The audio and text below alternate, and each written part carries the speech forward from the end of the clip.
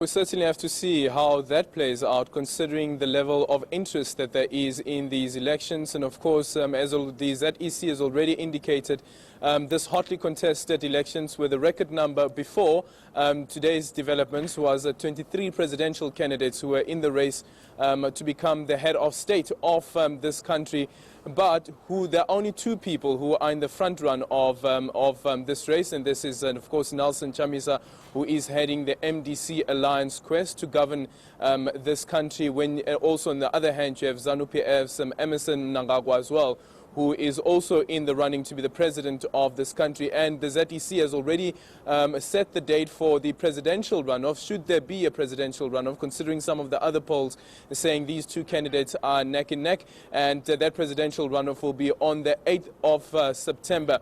But just to bring you up to speed on what has happened today is earlier on this morning there was a meeting between the Electoral Commission as well as the various other political parties that are contesting these elections, including some of the presidential candidates, and they have made a number of requests and demands to the ZEC, which it did not give them, or did not play into some of those demands or give them what they have been requesting, which includes the escorting some of the ballot papers which will be taken to the various polling stations, around 10,000 polling stations. And after a heated debate and exchange within that meeting, ZANU-PF stormed out of the meeting, but at least one candidate, presidential candidate, Divine Hove, has now made it clear that he has pulled out of the race to becoming the president of Zimbabwe, which now only leaves 22 candidates. But quite importantly, another development is that the MDC Alliance, which through the alliance, and if you just look at the MDC alone, is the biggest opposition that is contesting these elections. And tomorrow they have called an emergency meeting that will take place around about 10 o'clock, where they will decide what to do. Do they also follow in the footsteps of Divine Hove, or do they continue with this quest of having the MDC be the party that governs Zimbabwe? And right now, I'm joined by the chairperson of the MDC, Morgan, joining us this evening. Thank you so much for joining us, Mr. Morgan. Let's speak about this meeting that will be taking place tomorrow morning around about 10 o'clock. What exactly is it that the MDC Alliance and all its partners will be looking at? Thank you very much. The president of the party, Advocate Nelson Chamisa, has called for an emergency meeting of National Executive meeting that will take place in the morning. Thereafter, towards the afternoon, we will have a National Council meeting. These are two major organs of the party that would make decisions, that will guide the direction which the president should take. So he wants to consult the party structures so that it's guided. He's going to give them the report of what he has done so far to fight for the political environment, for the reforms that we've been fighting for. So after the debate and deliberations of the report of the president, then the decisions will be made by the organs of the party, as of course headed by the party president.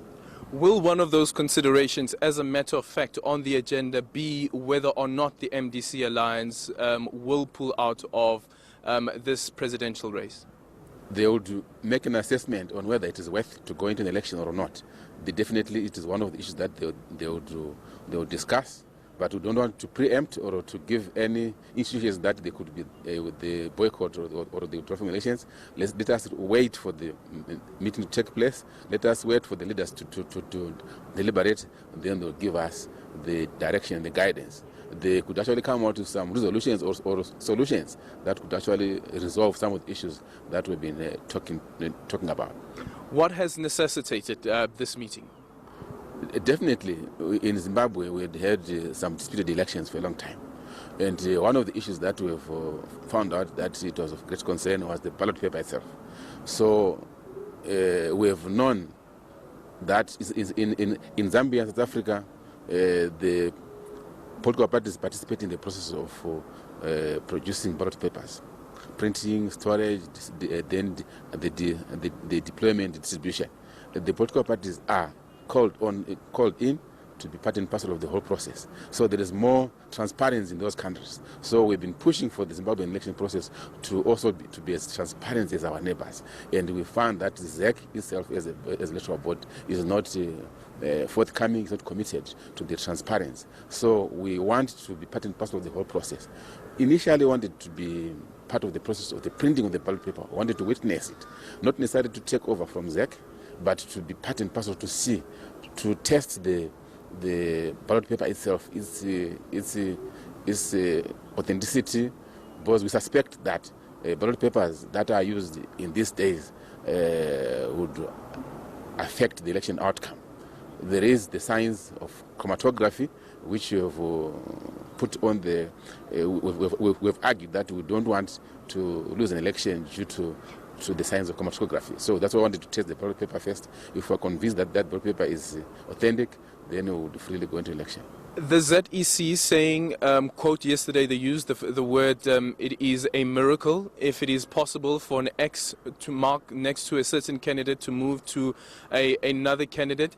The ZANU-PF, which was part of today's meeting, then called it something along the lines of witchcraft. Yes, of course. ZANU-PF and ZEC, they do dine together. They share the same bed. They are just one thing. ZEC and ZANU is just one board, one family, so they will not argue against each other. We are opposition political parties. We strongly believe that we would want to go in an election where the ballot paper is tested before us. We test it ourselves, so that we will really feel that the process will be credible and fair.